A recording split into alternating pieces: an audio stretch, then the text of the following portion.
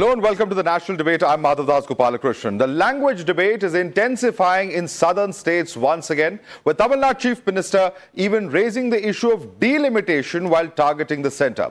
Leading the charge against the centre, MK Stalin has accused the centre of imposing Hindi on southern states, especially Tamil Nadu. He says that he and his cadre will fight against the attempt to Sanskritize Tamil Nadu. But that's not all. He also says that the delimitation exercise is a sword dangling over Tamil Nadu.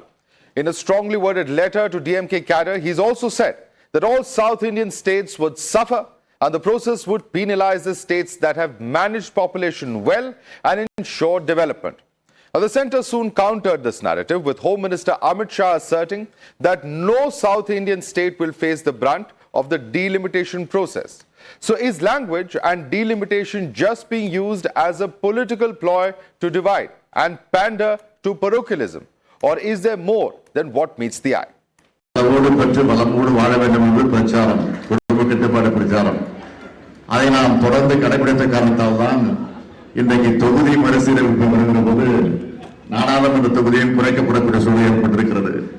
இப்படி பார்த்தால் அதிகம் பெற்றிருக்கலாம். நம்ம விட அதிகம் பெறக்கூடிய திறமை யாருக்கு என்ன ஆட்டிற்கு என்ன மனத்தில் இருக்காது. ஏனென்றால் நாமெல்லாம் தமிழர்கள். 5000 அல்ல 10,000 கொடுத்தாலும் 10,000 கோடி ரூபாய் கொடுத்தாலும் நாங்கள் மும்மொழி கூட எடுத்துக்கொள்ள மாட்டோம், அவர்களை கையெழுத்துக் கொள்ள மாட்டோம் என்று நான் தெளிவாக சொல்லியிருக்கிறேன். இப்ப புதுசா ஒரு பிரச்சனை ஒன்று கிளப்பி விட்டுட்டு இருக்கிறாங்க. மும்மொழி கொள்கை. அதான் நம்ம அரசியல் இனிமையும் கொள்கை இனிமையும் ரெண்டு பேரும் என்ன பண்றாங்கன்னா, ரெண்டு பேரும் பேசி வச்சுக்கிட்டு இந்த செட்டிங்லாம் பண்ணி வச்சுக்கிட்டு மாற்றி மாற்றி சோஷியல் மீடியாவில் ஹேஷ்டாக் போட்டு விளையாட்டுருக்கிறாங்க.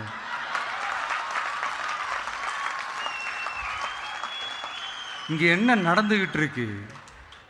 அதாவது இவங்க ரெண்டு பேரும் அடிச்சுக்கிற மாதிரி அடிச்சுப்பாங்களாம்.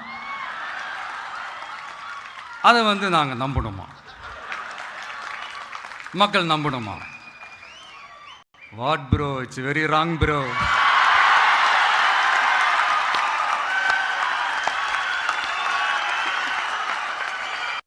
கல்வி கொள்கையை கேள்விக்குறியாக்கி வேறு ஒரு மொழியை வலுக்கட்டாயமாக திணிச்சா, அதுவும் அரசியல் ரீதியாக திணிச்சா எப்படி bro? Now I am only advising Vijay, what bro? Practice what you preach, bro. Now he runs a school, a CBSE school, Vijay Vidyashram, in which 3 languages, the third language Hindi is taught. His own family, children have studied in 3 language schools. Why Mr. Vijay wants his cadres to study only 2 language? So what bro? Practice what you preach, bro. And let's introduce our panel for the show. With us is Tom Vadakar, national spokesperson of the BJP. Joining us is Karan Verma. He's an author. Shekhar Iyer, senior journalist, is with us here in the studio. Also with us is Salem Dandidharan, who's a spokesperson of the DMK. With us is Madhav Narayan, senior journalist. Dr. Pulla Rao, political analyst, is with us. Gaurav Chacha is national spokesperson of Samajwadi Party. And Dr. Nimi Rastogi is spokesperson of the Aam Aadmi Party. Before we open this up for debate, let's take a quick look at the first point that we are discussing at this point of time. How the 2 language policies, the NPE 1968 and the NEP 2020 compare. As far as the NPE 1968 is concerned, as far as the Hindi states, Hindi, English and 1 southern language was proposed. In the NEP, 2 languages should be native to India is what is proposed in the NEP. There was earlier in 68 a proposal of non-Hindi states where Hindi, English and the regional languages proposed. Now the choice is of the states, regions and students in terms of what should be implemented. Non-Hindi states in 68 was Hindi, English and regional language, which meant that Hindi and English are compulsory. 2020, what the centre is saying is that there is no language that is compulsory at this point of time. Let's open this up for debate and let me take it across first to Salem Dandidharan. Salem Dandidharan, the first point of contention is that by saying that Hindi is compulsory, your party is misleading, says the centre and the BJP. No language is compulsory. Why are you saying that Hindi is being imposed? So I'll have 4 points why the whole thing opened up. The NEP came some years back. Did we keep protesting? Why did we start protesting against NEP? When funds that were supposed to be released for Sarva Shiksha Abhiyan, 2,150 crores, were not released to Tamil Nadu. Was it not released only to Tamil Nadu? No, it was not released to any major opposition ruled states. Kerala, Delhi and West Bengal. And these were the states that were also performing well in outcomes related to Sarva Shiksha Abhiyan. When my chief minister wrote and protested, they said, we are not giving you the money because you have not signed an MOU for NEP. Now the question is, we have already said that we will never implement NEP in the beginning itself, and then it was not enforced. But now you are linking A to B, which are not related, which is against travesty to the democracy and constitution of this land, because both are not related. Okay. In the future, why won't the union government come and say, we won't release money for any centrally sponsored scheme unless you make Hindi the working language of state government offices in Tamil Nadu, hypothetically, right? Why won't such situation happen? This is the start. But one more important, we oppose NEP for 4 reasons. I'll tell you the 4 reasons. The first and foremost, we are profoundly against a centrally sponsored scheme itself, because you can't have one tailor-made solution for all states across this country, because states in this country are profoundly diverse. For example, Bihar and Uttar Pradesh only do as well as sub-Saharan Africa in some metrics. Tamil Nadu, Kerala does as well as Eastern European countries or Western European countries in some metrics. So for when there is profound diversity in outcomes or in socio-economic metric, how can you have one scheme? Okay, we'll go point by point. Let's first get to the point. You're linking Sarva Shiksha Abhiyan with NEP, which is not required. Why are you doing so? Because that is what has sparked off this controversy in the first place. Tom Vadakan, respond to Selam Dhanidharan. The whole concept of cooperative federalism is about tailoring to the national need. It is not, NEP was not focused just on Tamil Nadu, it was across pan-India. Let's get that very straight. And what does it say? It clearly says you have a choice of picking up the language you want. And trying to create a situation where you had a situation in 68 where it was compulsory, 86 it was compulsory, you protested, and today you are sitting as partners with the same political party that forced you onto it. Today what do we have?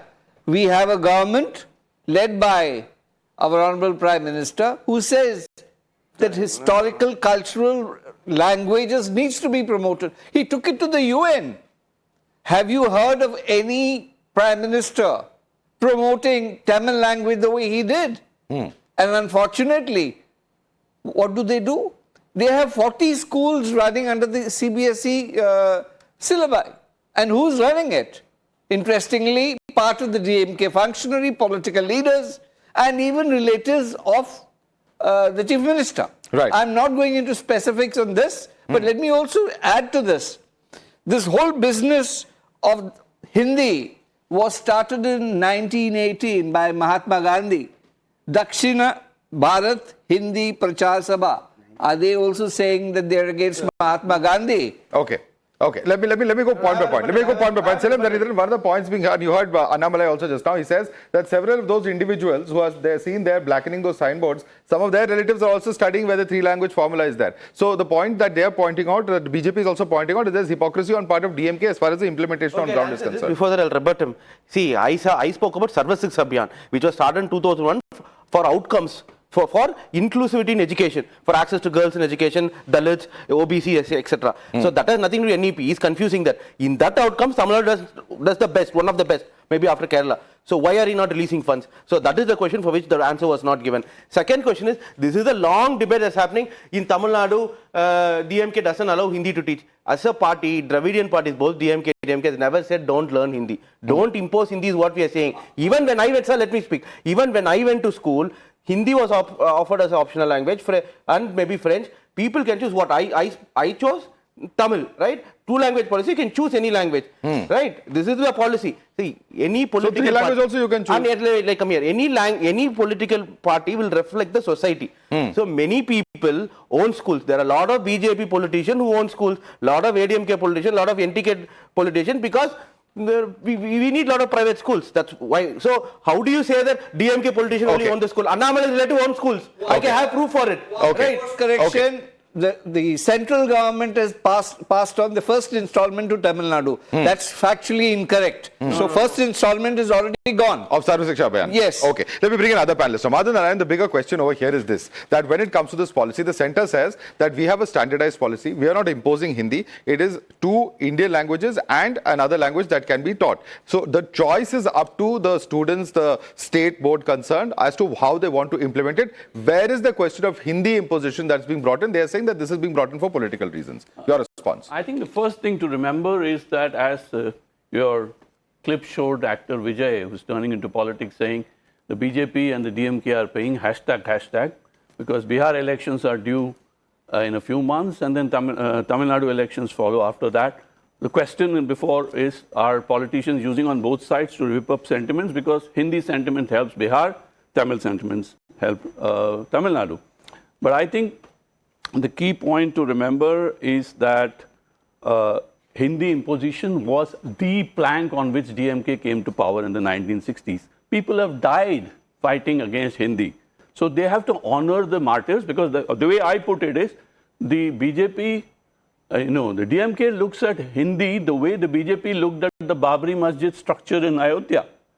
People have, they also defaced public property when this movement happened. So this is a sentimental issue. In fact, I'll share a very interesting statistic with you. Amit Shah and Dev Fadnavis are leading BJP leaders, but both their surnames come from Persian. And the distance between Delhi and Madurai, which is the capital of Tamil culture, and Tehran is the same, 2,500 kilometers. So you have to consider historical sentiments as well as political sacrifices.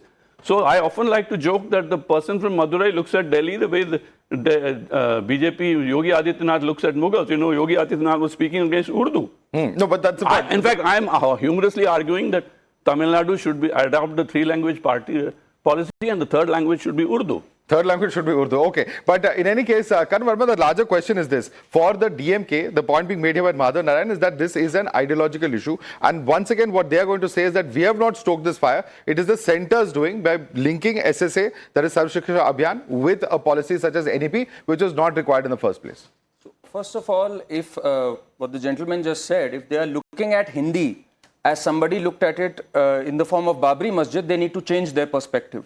Hindi is not just a respected language, it is the official language as per the constitution. Article 343. Wait, hang on. No, it is not. Urdu is not the official language. So you are not aware of it, please don't speak. Please don't speak when I was not speaking when you were talking. One by one. I'll come back to you. If you are grossly unaware of it, that's your problem. No. Article 343, Section 1, Hindi and English are the official languages. It's not Urdu. That's your problem. If you are so fascinated with Urdu, keep that fascination to yourself. Secondly, Madhav, we have to be very clear about it. When we have a three-language policy, the national education policy, back in 1968, when we had the national education policy, DMK didn't follow it. They followed the two-language thing. If they are in the habit of not following a policy, a national policy, that's their problem. They cannot be mollycoddled for it, that we have to respect the sentiments. No, we don't have to respect the sentiments. They have to respect the constitution. They have to respect the national policy. If the national policy calls for three languages, they have to. There is no Hindi imposition. Though honestly, if you were to ask me, Hindi is an official language and it should be encouraged. It should be encouraged because the whole endeavor of the national education policy is to ensure that citizens are able to get jobs across states. Okay. That is what the national sentiment is all about. Okay, quick response. Many hands, one by one. Yeah. One line, let me just complete it.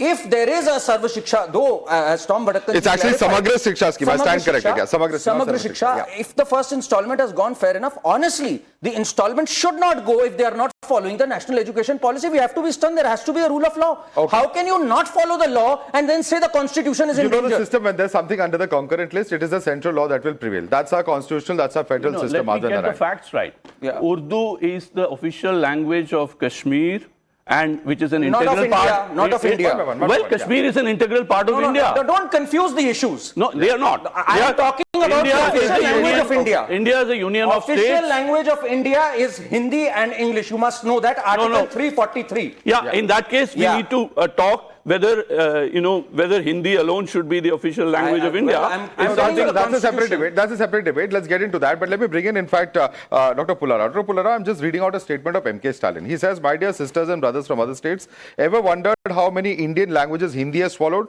Bhojpuri, Maithili, Awadhi, Braj, Bundeli, Garhwali, Kumaoni, Maghai, Marwadi, Malvi, Chhattisgarhi, Santali." He goes on. There's a whole list. And he says the push for a monolithic Hindi identity is what kills ancient mother tongues. UP and Bihar were never just Hindi heartlands. Their real languages are relics of the past. Tamil Nadu resists because we know where this ends. This has not been taken very kindly. Particularly politicians in North India are saying that this is insulting another language. Defend your own language, but why insult another language? Your response? The basic thing is there may be a dispute. But, the strident tone of the government of India, Minister Education was too much. You take it or leave it. That cannot be so. In such a situation like our country, where we have 145 crores people, there will be divergences, there will be differences. It is for him to have sounded out any state which is not towing this line or towing his policy, trying to find a middle way. It is not a take it or leave it. It is a very, very unnecessary, intervention. And this is going to set a very bad precedent. You don't like the policy, you can't do that. Parts of the states are, because of the center, there are states and vice versa. Yeah, it is something he has to take back, I think, in the interest of going forward. It is a very, very unfortunate situation. Now, naturally, tempers are flared up. Naturally, who is going to step back? Who is going to now step back? And this is not, believe me, language across the world have created big dimensions, big diversions. Very advanced countries in Europe have separated because of languages. The entire Balkan states, Belgium, everything. And government of India, whoever is in charge, should be very sensitive, very careful and polished on this issue. You can discuss on private, find out what is the main thing. As our friend has said, if it's only a question of release of funds, they can be released, and then you go ahead. You try to convince, try to tailor-made for different states. Okay. Just take it or leave it. Straight away gets people's backs up. And I think it is time for the government of India, being the big brother or whatever you like to call it, to think about this very carefully. Okay. Otherwise, there will be other I want problems. Shekhar Rai to come in on this. Shekhar Rai, your response, that it is the centre taking a take it or leave it attitude which has caused this controversy. Your response to him? No, well, it is all to do with the Tamil Nadu election of 2026. And Hindi, today people receive pension for participating in Hindi agitations. So there are pensioners who are getting money for opposing Hindi. So that being the sentiment, this is the easiest tool, time-tested tool for DMK. So if there is a reason why this is being raked up, it's for a simple reason, because Stalin is not able to go this election with a lot of governance issues, because even his partners in the DMK-led phalanx have issues. They have been voicing concerns about law and order, about the spread of alcoholism, about corruption, which is the deepest issue in Tamil Nadu elections today. And this is an easy tool, a tool that will give immediate result, because even your opponents, whether it is AIA, DMK or other parties, cannot oppose you on this. Only the BJP will be left alone in one corner to speak on this issue, because look at Dr. Vijay also.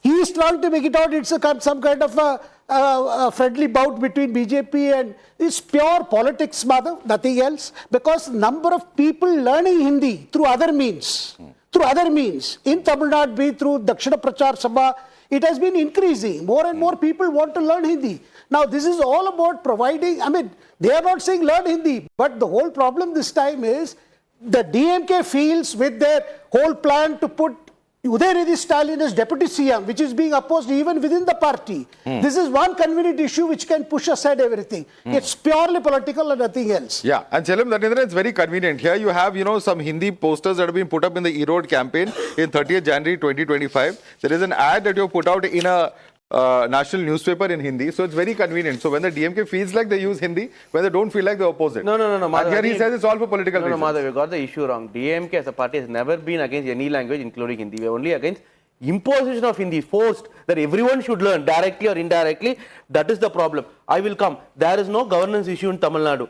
See, any anecdotes. The BJP or the other opposition using anecdotes to say that things are bad in Tamil Nadu. As per NCRB data, the law and order in Tamil Nadu has improved in comparison to 2016 to 21, right? Also, when it comes to corruption, there is no corruption. In fact, revenue to GDP percentage used to be 9.5%. That's the revenues of the Tamil Nadu used to be 9.5%. The ADMK is increased to 11%, which means the state's capacity has increased because the taxes. So the corruption has reduced. Any marker, how do you measure corruption? Is revenue to debt. And again, they say if you learn Hindi, you will get jobs. I'll ask you a question. You have Honda factory here in Noida. You have IT companies in Noida. Do these companies test Hindi or Marathi skills, language skills? No. They only test if you have a good mechanical engineer, get a job in Honda. We can speak. But let me take you through what Yogendra Yadav is saying. 10 seconds. Yeah. I'm just coming back to the point I made to him. Just listen to my question. It's a tweet that Stalin has put out, and this is a response of Yogendra Yadav. He's not ideologically aligned with the BJP. He says this statement is in poor taste. It attacks a language, not just its jealous advocates. It's weak on facts. All modern Indian languages have been standardized by subsuming several neighboring languages, including reducing them to the level of dialects. Arguing for recognition of all these languages is right, but blaming only Hindi for swallowing other languages is wrong. It's poor politics because very few speakers of these sub-languages of Hindi are going to love you for this statement. Tamil versus Hindi is not the real battle. Bhashas versus the hegemony of English is a real linguistic apartheid in this country. How do you respond to this? No, I'll tell you this. I'm again saying the Chief Minister is not against Hindi. He's only saying even in these states this language existed. Can you deny it? You can't deny it. So he says if each state do not have a tailor-made education policy, he says the regional languages of these subnational governments could be lost. That's all he's trying to say. And how is he wrong? This is a fact. 200 years back, there were these dialects in Uttar Pradesh and Bihar. Can you deny it? No, it's not there. But he doesn't say that demean any language. He's only saying, see, this can also happen in Tamil Nadu. See, I'll tell you this. Even Uttar Pradesh, Noida in Uttar Pradesh, or Ahmedabad in Gujarat, Pune in Maharashtra, the working language of white-collar jobs is English. And across the world, that's the same. So why have a small door for a small dog and big door for a big dog? I'm quoting Arvind Ranna here. Let me bring in Gaurav Chatra on this. Gaurav Chatra, क्या ये statement acceptable है? Let me bring in the Samajwadi Party. Is this statement acceptable to you? क्योंकि ये कहता है हिंदी एक monolithic identity है जो ancient mother languages को मारती है. क्या आप इस statement से सहमत हैं? MK स्टालिन के? नहीं, देखिए जो न्यू एजुकेशन पॉलिसी है, पहली बात तो हम इसके खिलाफ हैं. तभी हम डीएमके को सपोर्ट कर रहे हैं. डीएमके के छात्र सभा जो इसका धरना दे रहे थे उसको हम सपोर्ट कर रहे हैं. हिंदी लैंग्वेज मैंडेटरी होनी चाहिए. दूसरी बात, मैंडेटरी होनी चाहिए. पूर्व प्रधानमंत्री अटल बिहारी वाजपेयी जी ने भी कहा था कि जब इंडस्ट्रीज के ऊपर हम ज्यादा डिपेंड हो जाएंगे, उनको खुला हाथ दे देंगे, तब तक उनके नौकर बन जाएंगे. तो भारतीय जनता पार्टी की सरकार राज्यों के जो अधिकार हैं, पूर्व प्रधानमंत्री अटल बिहारी वाजपेयी जी कब बोला था? कौन से स्टेटमेंट आप देखिएगा, सर्च करिएगा. कुछ डिटेल है कौन से रैली में किस शहर में? मैं आपको दे दूंगा, अभी दे दूंगा आपको. बट मैंने आपसे सवाल जो पूछा है मोनोलिथिक हिंदी आइडेंटिटी पे जो एमके स्टालिन ने स्टेटमेंट दिया है उससे आप सहमत हैं? बिल्कुल सहमत हैं. बिल्कुल आप सहमत हैं कि हिंदी बाकी भाषाओं को मार देती है? देखिए, हिंदी बाकी भाषाओं को मारती नहीं है कि हिंदी होनी कहा है उन्होंने सर? हिंदी साथ में होनी चाहिए, बाकी भाषा जो भी स्टेट्स की है. सर वो कह रहे हैं कि भोजपुरी, मैथिली, अवधी, ब्रज, बुंडेली, गढ़वाली, कुमाऊी, मगही, मारवाड़ी, मालवी, छत्तीसगढ़ी, संताली, अंगिका, हो, खरिया, कोरता, कुरमाली, कुरुक, मुंडारी और कई ऐसे भाषाओं को हिंदी ने स्वॉलो कर लिया है. ये कह रहे हैं, इससे सहमत है कि नहीं है? इस साइड की बात करें तो हिंदुस्तानी हिंदी ज्यादा चलती है. भाई साहब ने बताया, सही बात बोली. हाँ, इस साइड की बात करें तो हिंदी ज्यादा चलती है, हिंदी ज्यादा होनी चाहिए. हाँ, हिंदी ज्यादा होनी चाहिए, ये आप कह रहे हैं. बिल्कुल. This is the disjunction with in the. लेकिन उस साइड अगर मैं दूसरा पहलू देखूं तो राज्य का जो अधिकार है उसको ये न्यू एजुकेशन पॉलिसी छीन रही है. भारतीय जनता पार्टी की सरकार राज्यों के अधिकार छीन रही है. Karan Verma, you would like to respond to this because there appears to be a disjunction what the two alliance partners are saying. Disjunction क्या है? He just said what we are saying, that Hindi जरूरी होनी चाहिए. हालांकि the policy doesn't say that. The national education policy, it doesn't necessarily talk about Hindi. In fact, it was talked about from 1968 to 1986. In fact, when the commission was set up in 1948 by our Vice President S. Radhakrishnan, he recommended that Hindi be taught. Hindi is the official language. And that is what was later incorporated in the constitution. All I'm saying is, Madhav, you must understand, why is the DMK doing this? First this Sanatan hatred, then this hatred towards Hindi, because this is diversionary tactics for the governance they've completely failed in. Our friend just mentioned about revenue to GDP, he did not mention about debt to GDP. The highest borrowing state, from the last 3 years, and the debt continues to pile up. Okay. So that is their problem. They want to change the tactics because their entire politics is predicated on division. Division along lines of religion, language, that is what they want to reveal. Okay, quick response. Yeah, see, debt to GDP ratio when DMK debuted office in 2011 was 18%, was the best in India. 2021 ADMK alliance partner BJP debuted office, it increased to 28%. Under DMK, it reduced by 1% to 27%. In spite of taking power when during thick of COVID. So the only state of reduced debt to GDP ratio was DMK. But we can't be held accountable what ADMK did from 16 to 21. We have increased revenue to GDP and other things. But having also said that, we are, see, what is the problem with like UP, Bihar, wherever they speak Hindi, let them learn Hindi, learn English to communicate with other states. People in Andhra Pradesh learn Telugu. To communicate with us, they use English. We learn Tamil. To communicate with others, we are learning English and the world. So what is the problem with this approach? How is this destroying the unity? I'll tell you this. More uniformity does not mean more unity, right? more uniformity only bring destructions to nations. I am not So saying where it. is the My leader uniformity? didn't say it. You know who told this? M.S. Golwalkar. Right, Modi's leader. He wrote this in 1970s. No, sure. Right? But the so more question is, uniformity only being destruction. is there- So why do you want to bring more uniformity? Okay, Right. why do you want to bring in more uniformity? Respond to him. I would like to put it on record that Tamil Nadu is one state which has had chief ministers from different states. They call themselves Dravida Karagam, meaning that they are the leaders of the Dravida movement. Kerala, Karnataka, Andhra, these are all part of the Dravida Karagam. If they are talking about leadership, 3 chief ministers started with Jayalalitha, Karnataka, she was from Karnataka. Then you had M.G. Ramachandran, who was from Kerala. And lo behold, the Karnanadi family comes from Andhra. And they talk about leadership. Tell me one language they encourage. Tamil is okay for them. Malayalam, Kannada, Telugu, none of them. So what is this vote garnering process? Pensioners being given for anti-Hindi agitation?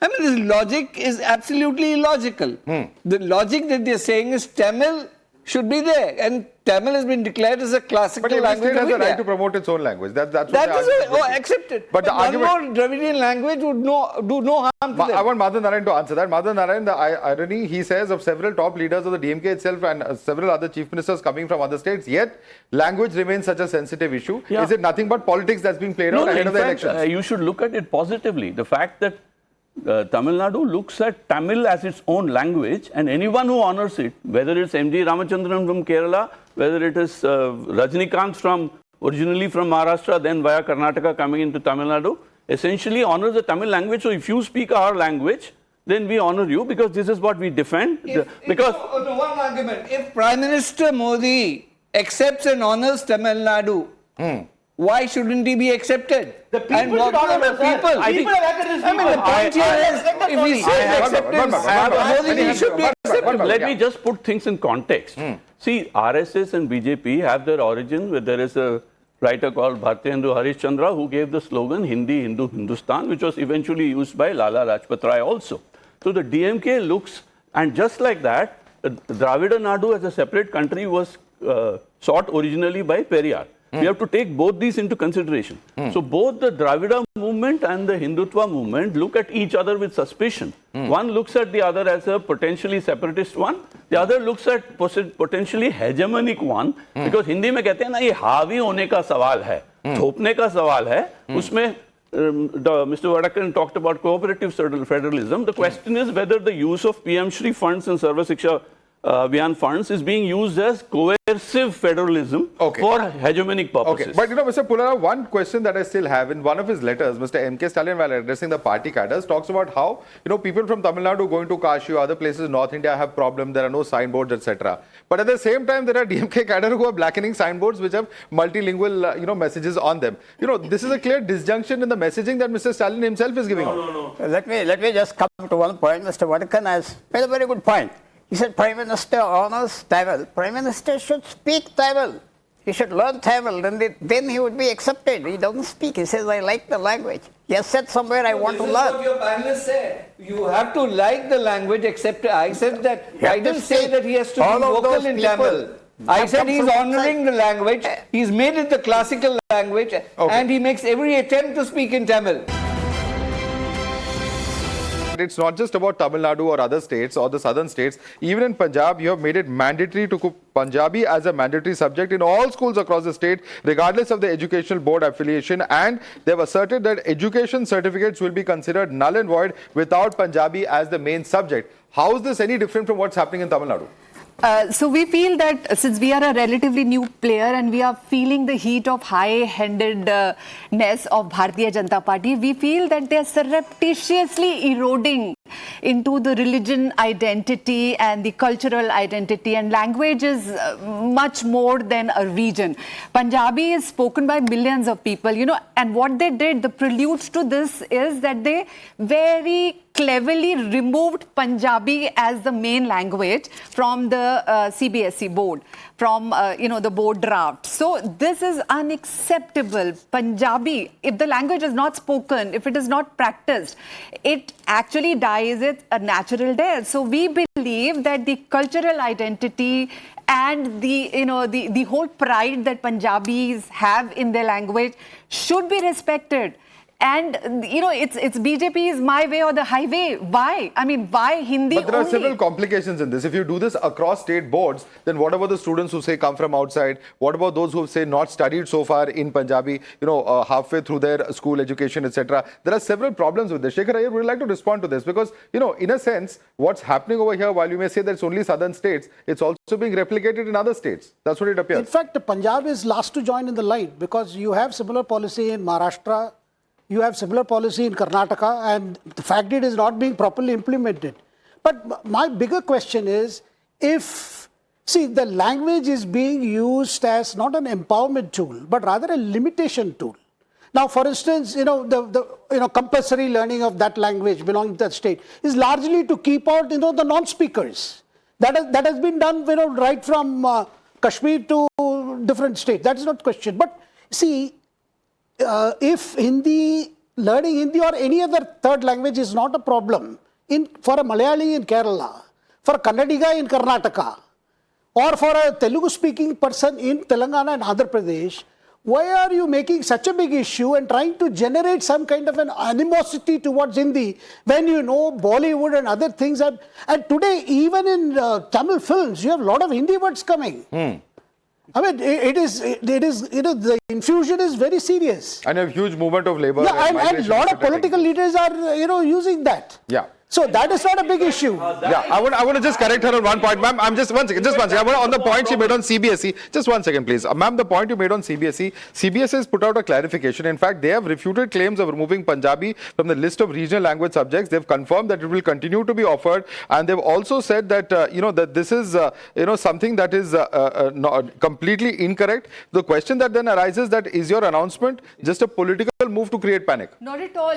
First they announce it and then they say it's a clerical mistake. It's laughable. How can such an omission be a clerical mistake? And when they see the damage is being done and Punjabi's sentiments is stirred, then they take it back. So this is the ad hocness that we object to. Okay. Let us remain happy with our own cultural identity and language. You want to quickly respond to that, Tom Vadakan? They say that there was first a statement and then there was a clarification. I think the position was they misunderstood the whole thing. In the first place, this examination pattern that is followed does not have this kind of policy where whichever state they have their school, that language is acceptable and is believed to be the important pivotal role that language plays. To say it is clerical error and all that, I think is some afterthought. But the reality is, as far as this school system is concerned, they believe wherever they are, they believe that state's language has priority. Apart from the language issue, which has several other aspects, is the issue of delimitation that has now come up. Clearly, of course, MK Stalin coming out to say that delimitation affects South India. Amit Shah, Union Home Minister, saying that DMK is raising issues to confuse the public. Let's bring in the next set of statements on this. It penalizes states with development and that have worked for population control, says MK Stalin. Siddaramaiah also chipping in on that regard. Amit Shah coming out to say that no injustice to Tamil Nadu is being done. Tamil Nadu can lose up to 8 seats is the question that has been raised by MK Stalin. Amit Shah says that delimitation will not reduce seats. Now, this is as far as the face of is concerned, also going on to say that they need a fair approach to federalism. Southern states will get a fair share is what the Union Home Minister has said. Let's quickly take a look at delimitation itself and the possible scenarios that we're looking at. If you can quickly bring that on the screen as well. There are two possible scenarios that we all know. One is, of course, a situation where in fact, the total number of seats is increased to 248 based on population projection. And this is, of course, course, where states such as UP, Bihar and Rajasthan will be amongst the highest gainers because it will go up from 80 to 143, etc. States such as Tamil Nadu, Andhra, Kerala and Karnataka would be amongst the biggest losers because their number of seats will only go from 39 to 49, 42 to 54. Kerala remains at 20, Karnataka 28 to 41. And this is the most likely scenario that we're talking about. Let me quickly bring in some of our panelists on this. Is it a fair point? Tom Vadakar, let me start with you itself. Because here the South Indian states are saying, look, we've done well to control our population, but we are being penalized for that. How will the centre make up for it? Look, I think nobody but the Home Minister of this country has gone on record clearly stating that Tamil Nadu is not going to suffer on this count. And what the Tamil Nadu government is suffering is not the seats, but the seats that they will get because of the lack of governance, the law and order situation, and the various other corruption deals. Okay. That is where the worry is, not the delimitation. That's the worry, and it's just a political issue that's being hyped up. Your response? Back in the national elections, we swept the polls. First time ever a party after 30 years winning three elections in a row. But having said that, what is delimitation? Delimitation is redrawing the constituencies based on population. Why was it frozen in 1976 by Indira Gandhi? Because she wants to incentivize the state that honor the one-child policy of the union government then. 2001, the same thing was done. So basically, Prime Minister himself as last year said delimitation will happen. But delimitation is what? Redrawing constituencies for fixed population, which means states that were good in population control or having lower total fertility rate, TFR, will suffer. That is, Tamil Nadu has TFR of 1.8, some states in Kerala has 1.6, some states in North have about 3, right? So which means that we will suffer. So what my chief minister is saying is not that absolute number won't reduce if you increase the total number of parliamentarians. What will reduce is proportionally the seats that are represented by parties from south of India will reduce. For example, 25% of MPs represent the parliament from south. Now delimitation happens, they'll reduce to 16%, which means it's possible for the BJP to rule the country only by getting 90% of the seats in 6 states, handful of states. That is the problem. They will lose elections. That's a huge problem. See, losing election is a huge issue. That will distract country. I'll tell you why. Because only when 6 states will send a government, remaining 20 odd states are left out, right? What will happen is there will be deficit in democracy. People start protesting. Historically, what has shown, when people's mandate are not reflected in voice of the government, eventually there will be a deficit in democracy. Few states will control the entire country. So just one fact, Madhav, and I'll ask my friend, how fair is it that Tamil Nadu has a population of 7 crores and it has 40 seats in the parliament?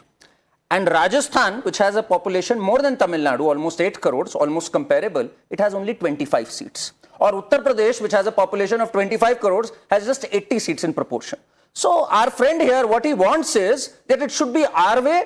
We don't care about proportion. We don't care about metrics. And another thing. But what he's saying is the population 71, which was the base here, that is proportional to that. So how is it proportional? How is it proportional? As for the base here, 71, because it was frozen by Indira Gandhi. So in 19... One second. The simple point that they are making is that we were... One second. My question is, they are saying, the DMK and Mr. Siddharabhai and all of them are saying, is that we were successful in controlling our population. Now we are being penalized for it. Respond to that point. No, they are not being penalized. There was always a constitutional mandate of having a delimitation exercise after the census. It was temporarily stopped by Indira Gandhi by the 42nd Amendment in 1976, which should have never happened. It happened during emergency, and it kept a freeze on it till 2001. But there is a constitutional mandate for it, and rightly so. If you have managed population well, good enough, but that doesn't mean you have a disproportionate advantage in the larger democracy of our country. But where is the disproportionate advantage going? Madhav, one by one, please.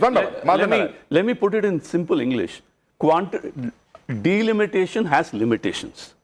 Qualitative approach and quantitative approach have problems. Qualitative means how many educated people, what is the state of education. Allama Iqbal famously said in Urdu, Jamhuriyat, democracy ऐसा खेल का नाम है जिसमें sir गिने जाते हैं तुले नहीं जाते.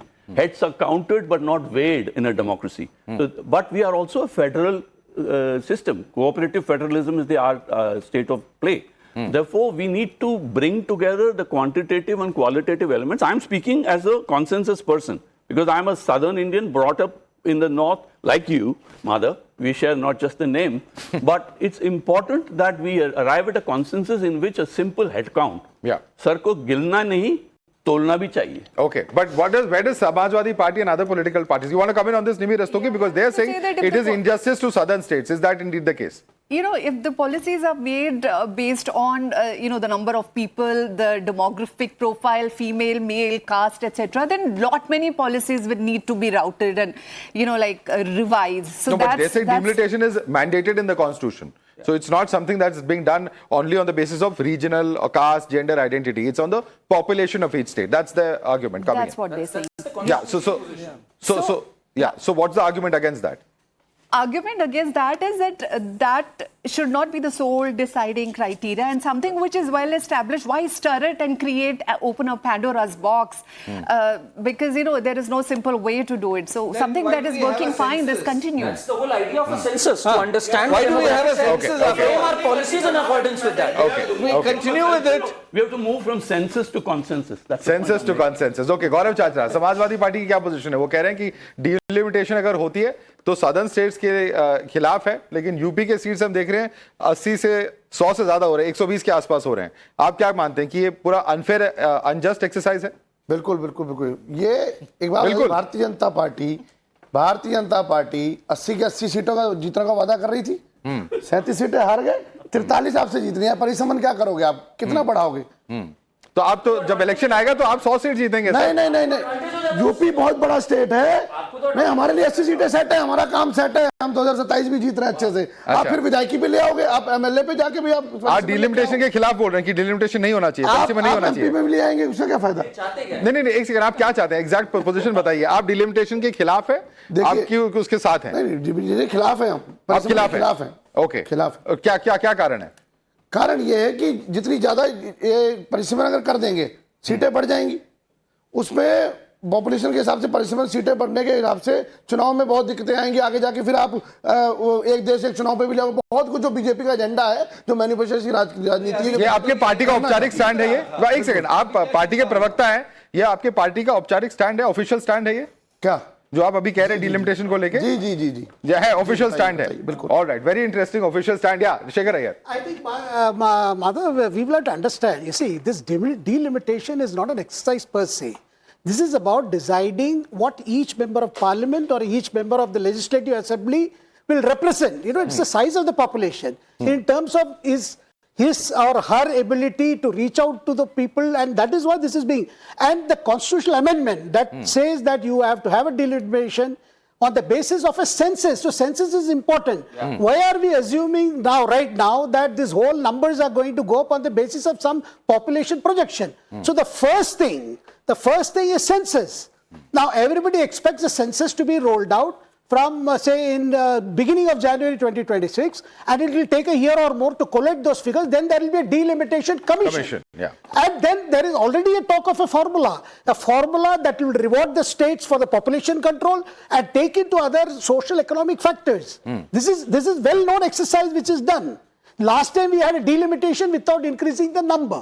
So I think delimitation, like language policy, is to further promote that fair psychosis. Look, you are getting swamped by language, you are not going to get swamped in terms of number of MPs in parliament from northern states. So Tamil Nadu will lose its voice and we are the only saviors. Pull her out. Your response to that, because he says that it is well established that not only proportional representation but also there will be rewards for states which have controlled population. It's just happening ahead of elections. That's very difficult. There are two contradictory stands. And the Home Minister has given away. He said it will be a pro-rata. Pro-rata means only based on population. And, the wise people earlier had frozen these seats. We have a linguistic identity, we have a national identity. Is it wise at this time to again go for these big ideas which are causing disruption? There's no need of this. Freeze the seats for another 20 years. There's a lot of mobility in the country. Orias are working in Tamil Nadu. We don't need census. Okay. Orias are working in Tamil Nadu. Kerala. Let us see how it settles. They may accept the language. Wait for another 20 years. Freeze the seats.